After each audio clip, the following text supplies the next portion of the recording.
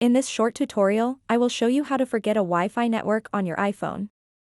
Forgetting a Wi-Fi network can be useful if you are experiencing connectivity issues or if you no longer want your iPhone to automatically join that network. To get started, open up the Settings app on your iPhone and then tap Wi-Fi.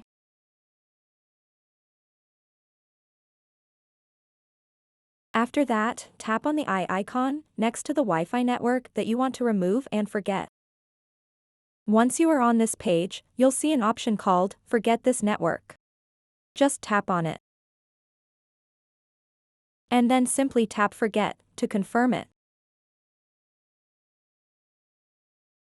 Your iPhone will now forget the selected Wi-Fi network and will no longer automatically connect to it. So that wraps up this tutorial.